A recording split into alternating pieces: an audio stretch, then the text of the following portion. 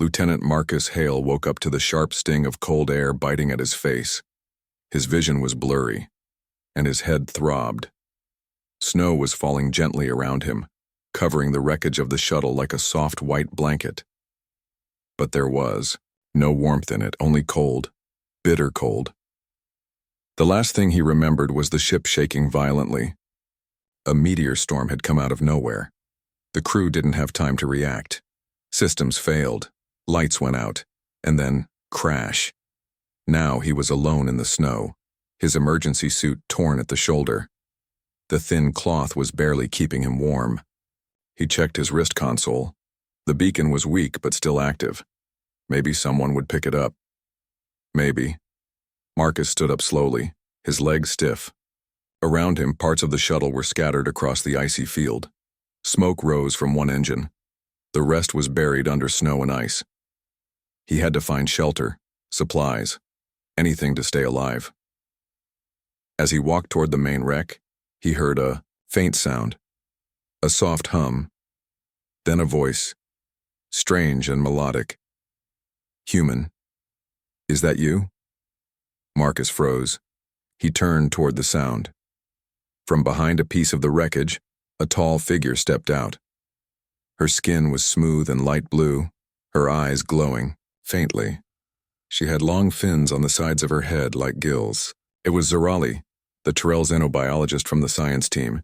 She was shivering, her suit not designed for this kind of dry, frozen environment. Zarali? You're alive, Marcus called out, surprised and relieved. Barely, she said, her voice shaking. My heat regulator is failing. This cold, it is not meant for my kind. Marcus helped her walk to a small part of the shuttle that still had walls and part of the roof. It wasn't much, but it would block some of the wind. Inside, they found an old emergency kit and managed to start a small thermal light. It gave off a little heat, just enough to take the edge off. They sat close to it, wrapping what they could around themselves. The thermal blanket was missing, useless. Marcus sighed. We're going to freeze at this rate. Zarali looked at him curiously. You are warm-blooded, yes? Yeah, humans are, Marcus replied, rubbing his hands together. In my culture, she said slowly, when survival is needed in cold, we share body heat. It is natural. Marcus blinked. Wait, you mean like cuddling? Zarali tilted her head. Cuddling? I do not know that word, but if it means pressing our bodies close to conserve warmth, then yes. Marcus's face turned red, but not from the cold. Yeah, that's what it means. Zarali didn't seem embarrassed. She moved closer, her body trembling. You are much warmer than I expected, may I? He hesitated for a second. This wasn't exactly how he imagined first contact cuddling to go. But he also didn't want either of them to freeze to death. Yeah, sure. Come here, he said, making room. She leaned into him gently. Her skin was cool to the touch, but slowly, the warmth began to spread between them. The contact seemed to calm her. She stopped shaking. This is pleasant, Zarali said softly. Marcus chuckled. Yeah, I guess it is. They sat there in silence, bodies pressed close, listening to the wind howl outside. The storm showed, no signs of stopping. But in that small corner of the broken shuttle, they had made a pocket of warmth. A fragile one, but it was enough. For now. Marcus stared at the flickering light and then down at the alien woman resting against his shoulder. Never thought my survival training would include spooning with a fish lady, he muttered under his breath. Zarali looked up. Did you say something? Nope, Marcus said quickly. Just thinking how lucky we are. She smiled, a rare thing among the Tyrell. Perhaps your heat saved my life, Marcus Hale. I owe you. He nodded, though his eyes were already drifting shut. He was tired, cold, and confused. But he was alive. And for now, that was enough. Outside, the storm raged on. Night still ruled Varelli's 9. But inside the battered shuttle fragment, Marcus Hale and Zarali felt a small victory against the cold. Their shared warmth kept them conscious, but supplies were low. Zarali's heat regulator flickered, and Marcus knew they needed a more lasting solution. Before first light, Marcus shook himself awake. He whispered, "We need parts from the engine, wiring, power cells, anything to fix the heater." Zarali nodded, sliding off him carefully. Her skin left a faint frost pattern on his suit, but his body heat had stabilized her temperature. They stepped outside into the pale dawn. The wind still bit, but the storm had eased. Snow swirled around twisted metal and shattered instruments. They moved as a team. Marcus with a small toolkit strapped to his belt, Zarali carrying a scanner that glowed green.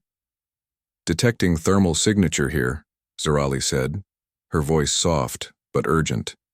She pointed the scanner at a buried panel of the shuttle's auxiliary power module. Marcus cleared snow and ice with gloved hands.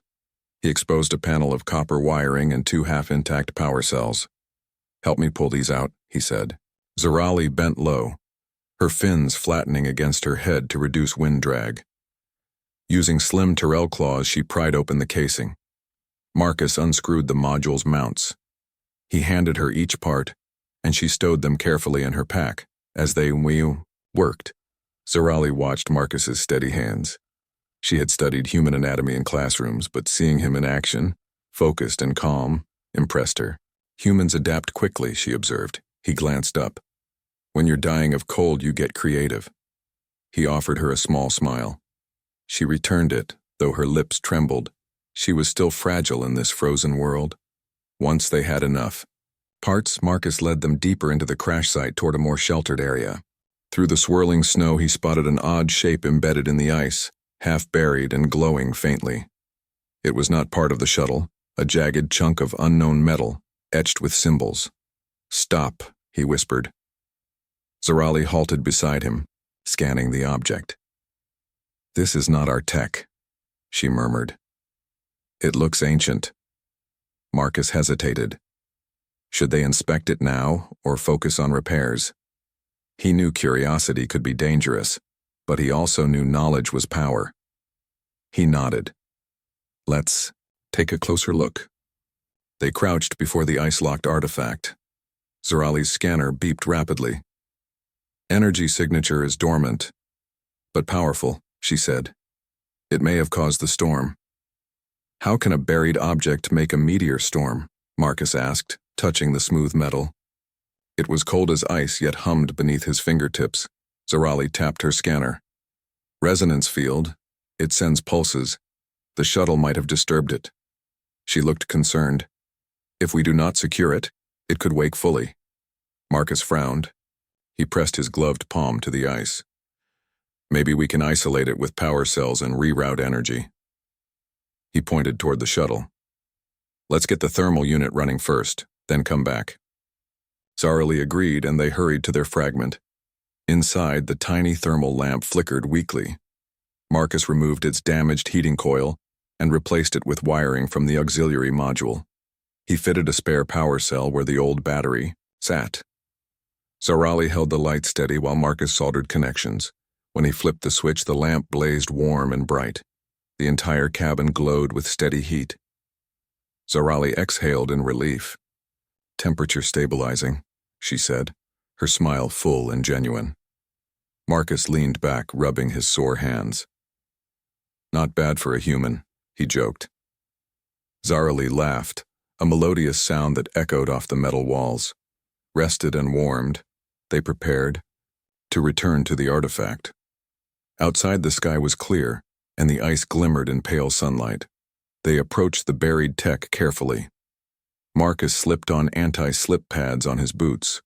Zarali rechecked her regulator. As they neared the artifact, Marcus felt a low hum grow into a steady vibration. The ice around the metal began to crack. Zarali's eyes widened.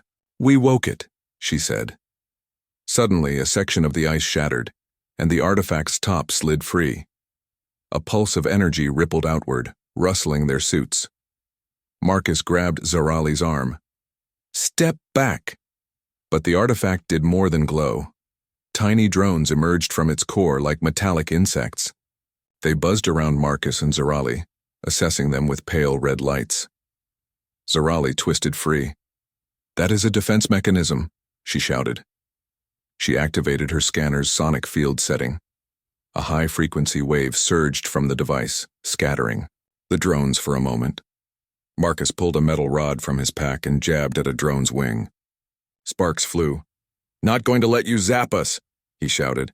Together they fought the hovering machines, Zorali's sonic bursts keeping most at bay, while Marcus smashed others.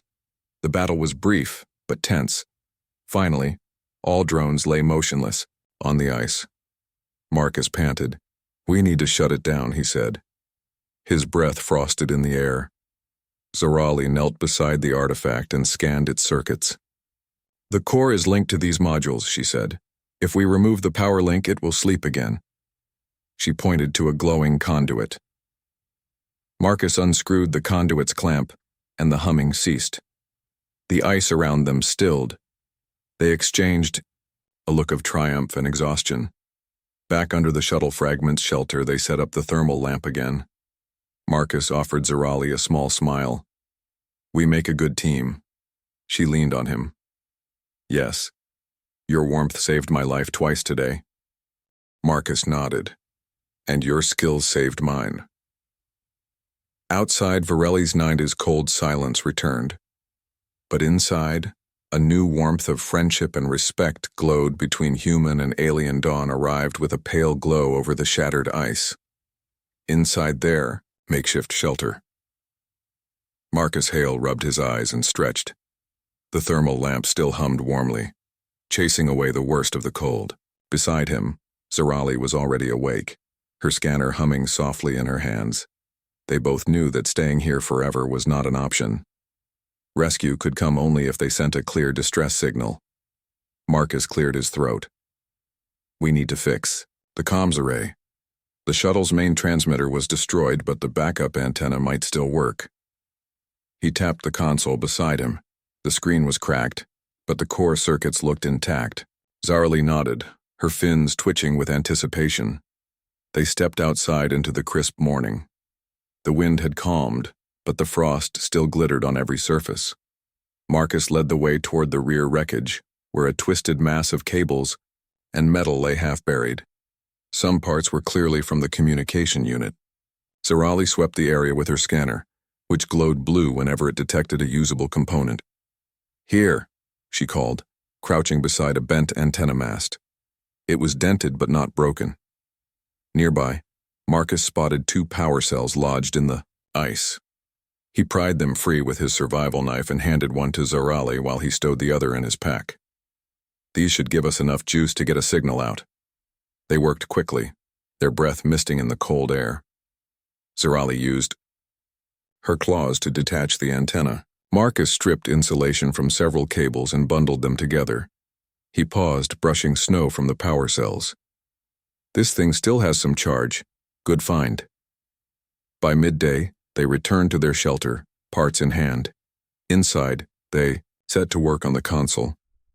Marcus opened the panel and traced the original wiring diagram printed on a label. Many lines were scorched or broken. He cut out the damaged sections and spliced in new cables from the antenna. Zorali watched his hands move and then gently tapped his shoulder. "May I?" she asked. From her pack, she produced a small alien device, a nod to Tyrell Field Tech. It looked like a crystalline disc. With careful precision, she pressed it against the console's power input. The device glowed and began to merge its energy field with the human wiring. Marcus stepped back. "What is that?" he asked, eyes wide. "A resonance adapter," she explained. "It amplifies weak signals in harsh conditions." She tapped a sequence on its edge, and the console's lights blinked to life. A moment later, the small screen flickered, displaying the words, "Antenna system active." Marcus whooped softly. "We did it. Now for the big test." He ducked outside and fitted the antenna mast into a mount at the top of the shelter. Zorali watched from the console, her scanner tracking energy output. Marcus cranked the mast upright. The wind tugged at it, but it held firm. "Transmitting now," he called. He returned inside and typed a short distress code. "Marcus Hale, Zorali, Vireli's Nime, request evac." He hit send. The console emitted a high-pitched tone that faded into static. Outside, the sky remained still. They stared at the barren ice, waiting for a reply. Minutes ticked by. Zorali's scanner suddenly beeped sharply. She dropped the device and pointed. Energy pattern. Not a reply, she said, voice tight. A response. Marcus frowned. What kind of response? Before she could answer, the ice beneath their shelter trembled. A deep thrum rolled through the ground, rattling loose flakes of frost from the ceiling. Marcus grabbed Zorali's arm. Inside, he shouted. They rushed out into the open, racing toward higher ground. The ice rippled in waves like water disturbed by a stone. Far across the plain, a faint glow appeared beneath the surface. It pulsed in time with the tremors. It's waking, Zorali breathed. Her scanner showed a spike in power. The main probe. Our signal must have triggered it. Marcus clenched his jaw. He thought of the battles they had already fought. Dismantling drones, restoring warmth. This was worse. The main war probe was a relic from a long-ago conflict, buried intentionally to protect the planet. Now it stirred again, alerted by their call for help. The ice cracked in front of them. A jagged fissure snaked outward, and from it rose a massive form, an obelisk of metal, taller than their shuttle, etched with the same ancient symbols. It rotated slowly, as if scanning the horizon. A dull red light pulsed at its apex. Marcus and Zorali froze. The probe's hum grew louder, reverberating through their bodies. The air around the obelisk shimmered with energy, creating a heat haze in the freezing morning. They felt its power, old, dangerous, and unwavering. We need to stop it before rescue ships arrive, Zorali said, her voice steady despite the fear in her eyes. If they see this, they will assume hostile intent. Marcus nodded. He looked at the dormant drones they had left scattered on the ice. We'll need to fall back, regroup, and find a way to disable it. He reached for a power cell in his pack. Then we try again with our own tech. Zorali placed a hand on his shoulder. Together, they gave one last glance at the rising probe. Its red eye scanned the frozen plains, seeking threats and oblivious to the fragile warmth shared between a human and an alien beneath it. With a mutual nod, they turned and sprinted back toward their shelter, hearts pounding. The probe hummed, in response, its pulse matching the race of their own. In that moment, Marcus realized that their fight for survival had grown far larger than a simple rescue. It was now a battle to keep the secrets of Varelli's Nine buried, and to prove that even in the face of ancient machines, the ingenuity of a human and the wisdom of an alien could prevail. The sky over Varelli's Nine was a pale gray as Marcus Hale and Zorali crept toward the dormant probe. The ground still thrummed from its waking pulse. Marcus carried 2 power cells. Zorali held her sonic field emitter. They moved silently across the cracked ice, each step careful. The wind whispered around them, carrying the distant hum of alien machinery. Both knew the coming fight could decide their fate, and possibly the fate of any rescue team that arrived later. Without warning, tiny drones burst from fissures in the ice.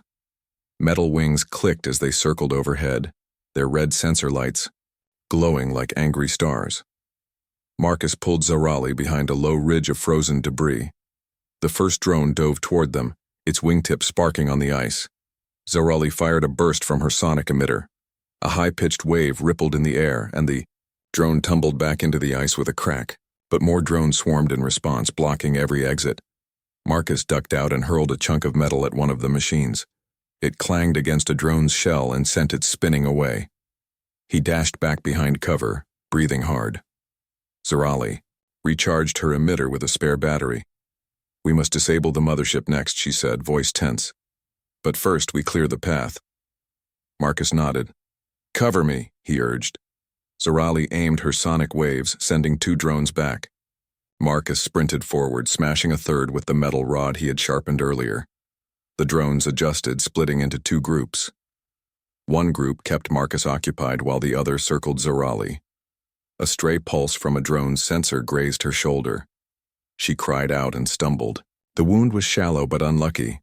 Zarali's slender form flashed under the ice-blue skin, blood mixed with frost.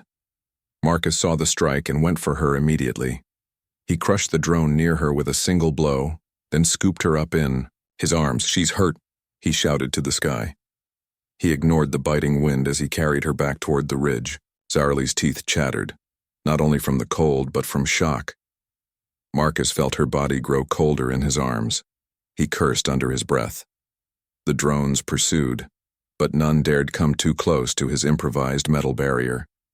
He used the rod and pieces of scrap to keep them at bay, beating them back one by one. Once the last drone clattered lifeless on the ice, Marcus knelt beside Zarali. Her suit tore where she was hit, letting in the freezing air. She lay still, her breathing shallow. Marcus peeled off his thermal glove and pressed his bare hand to the wound. His body heat flowed through her, slowing the freezing. He wrapped his arms around her, pulling her close against his chest. The contact made her lips pale, but the warmth steadied her pulse.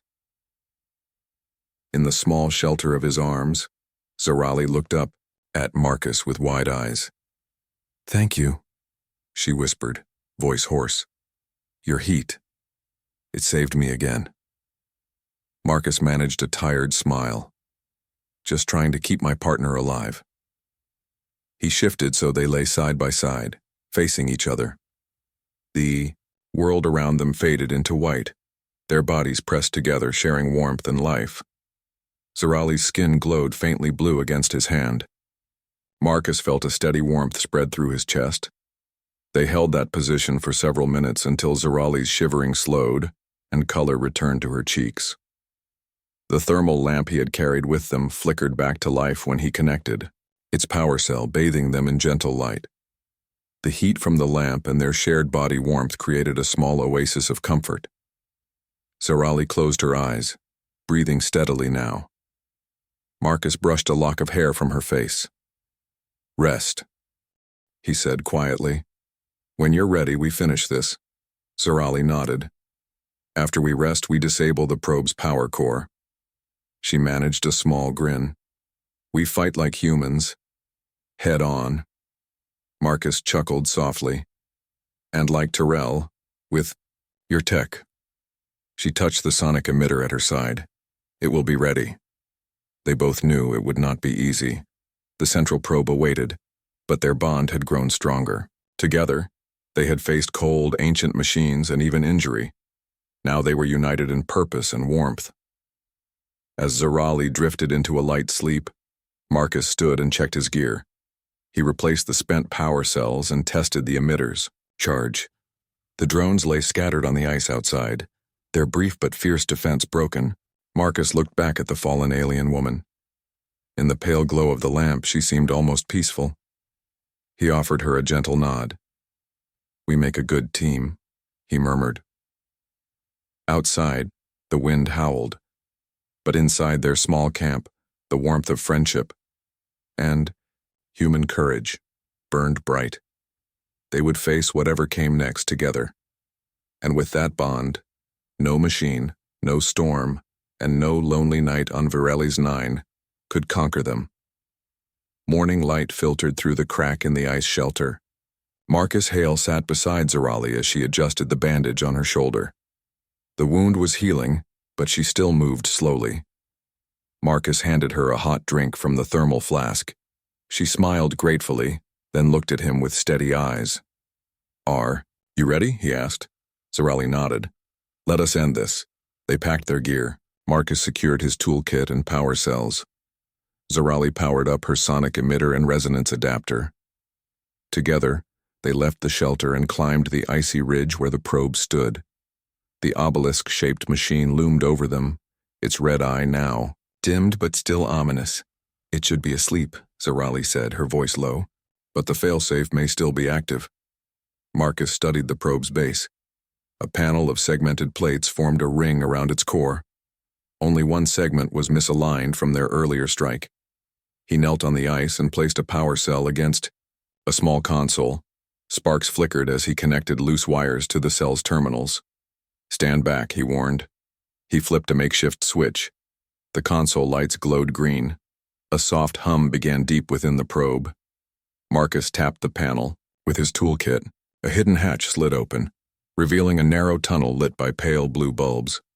Zarli examined the opening. Your human code trick should work from inside.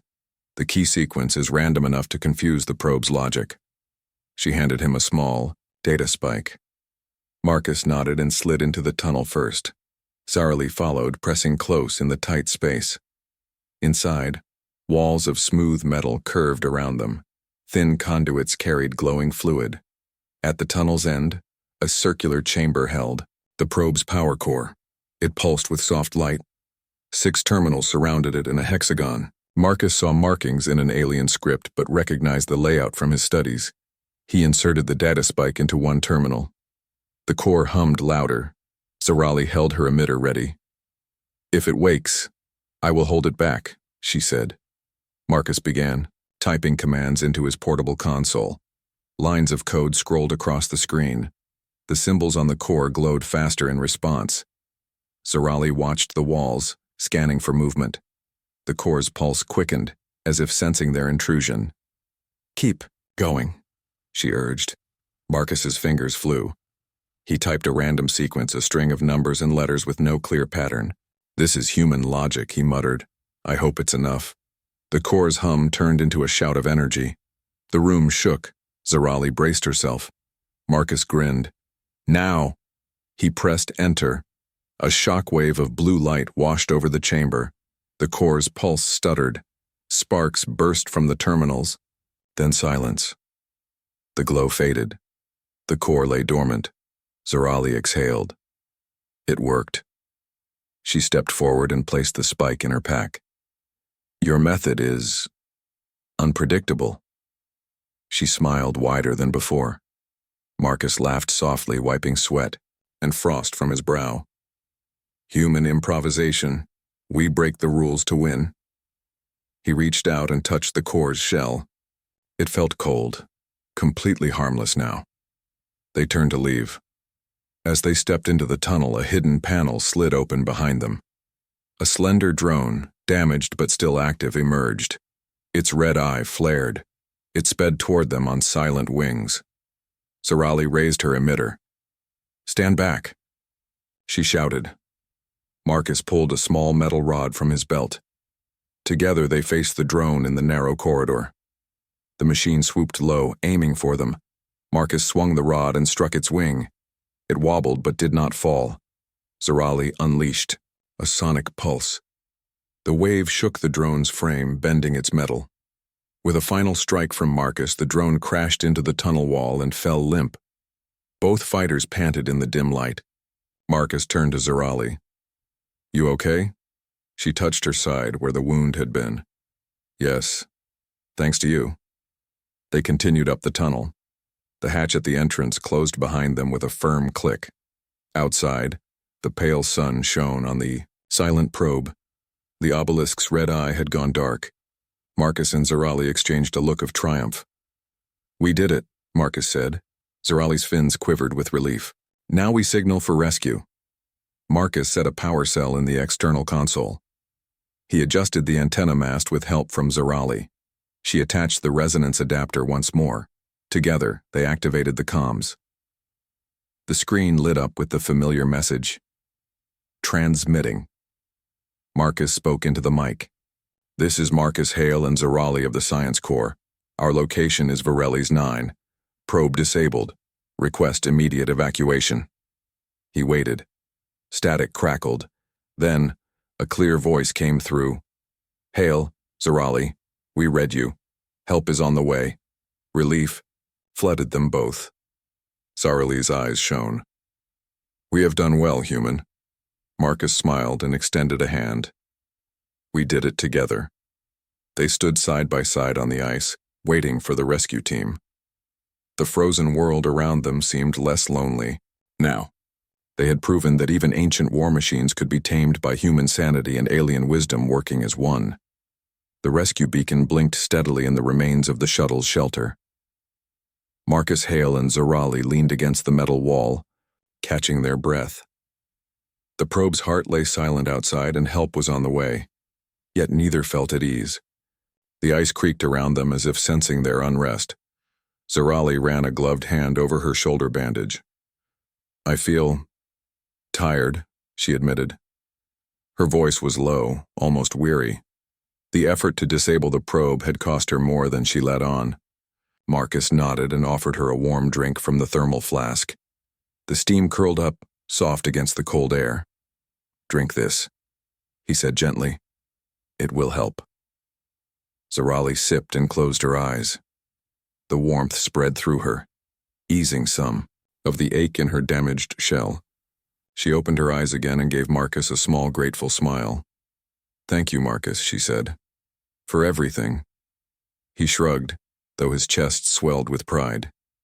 "You did most of the work. I just wrote some weird code." He tapped the side of his helmet lightly. "Human hackery." Zarali's fins twitched at his words. "Your hackery saved many lives today. Human logic is unpredictable. That scares some of my people." She paused, staring at the flickering lamp. "On my world, humans are known for anger, violence, too much emotion. Many believe you cannot be controlled." Marcus considered her words. He had heard stories of alien fear of humans, tales that humans lacked the calm discipline of other races. Yet here he was, sharing warmth with an alien colleague who had once doubted him. "How do they see me now?" he asked softly. Zarali looked at him, her glowing eyes reflecting the lamp's light. "You showed me something different. Compassion, creativity. You risked your life for me." She stood and paced a few steps, the icicle floor crunching under her boots. "But I must return home soon. I must tell my people the truth." Marcus watched her. "And what truth will you tell?" She stopped and faced him. "That humans are more than their emotions. That we can work together. That warmth, both of body and heart, can save lives." Zarali stepped closer. "You gave me your heat each night, yet you never once asked for more than I could give." Marcus felt a sudden heat in his chest that had nothing to do with the thermal lamp. "I never needed more," he confessed. "Your company was enough." Zarali's heart, something inside her chest, fluttered at his words. She bent down, checking the bandage again. Cold wounds heal slowly, but trust can grow quickly. Outside, the wind picked up, rattling the shelter. Marcus rose and moved toward the entrance. He pulled aside a piece of torn fabric, peeking out at the frozen plain. A distant shape glowed against the white horizon. The rescue team's ship, a sleek starliner, was descending on thrusters that melted the snow around it. "Here they come," Marcus said, turning back to Zarali. "They should be here in minutes." He stepped back and wrapped an arm around her shoulders. Even through his suit, he could feel her shiver. He tightened his grip, sharing warmth once again. Zarali leaned into him without hesitation. "I will. Miss this," she murmured. "Miss you." Marcus rested his head against hers. "We will meet again. I know it." She lifted her head, studying his face behind the visor's glass. "In my report, I will request transfer to a human vessel. I want to learn more about your people." Her voice was firm. "And I will request that you visit Terrell Prime. I want you to see my home." "Deal," Marcus said with a grin. "But only if there's coffee."